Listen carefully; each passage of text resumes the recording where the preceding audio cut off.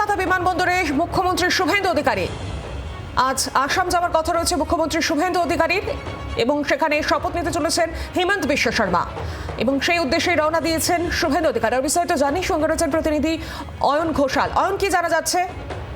যেমনটা ছবিতেও দর্শকরা দেখতে পেলেন যে ঠিক 1 মিনিট আগে মুখ্যমন্ত্রী শুভেন্দু অধিকারী দমদম বিমানবন্দরের ভিভিআইপি 4 নম্বর গেট দিয়ে বিশেষ নিরাপত্তা বেষ্টনীর মধ্যে মুখ্যমন্ত্রী হওয়ার পর প্রথমবার আজ উড়ে গেলেন অন্য একটি রাজ্যে। আমরা প্রত্যেকেই জানি যে আসাম, সেখানেও গেরুয়া ঝড়। মুখ্যমন্ত্রী হিমন্ত বিশ্ব শর্মা তিনি আবার পুনর্নির্বাচিত হয়েছেন।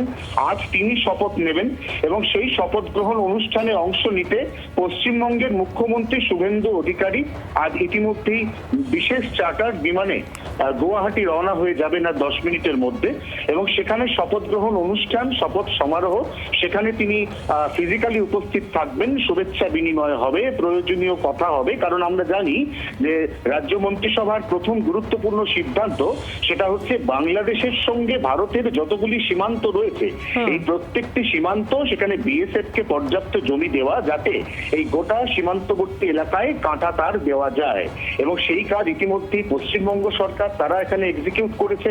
আসাম আগে থেকেই এই কাজ করে আসছে। অতএব এই নিয়ে সমন্বয় রক্ষার ক্ষেত্রেও দুই রাজ্যের দুই মুখ্যমন্ত্রীর মধ্যে অত্যন্ত গুরুত্বপূর্ণ কিছু আলোচনা হতে চলেছে, এমনটাই সূত্রের খবর।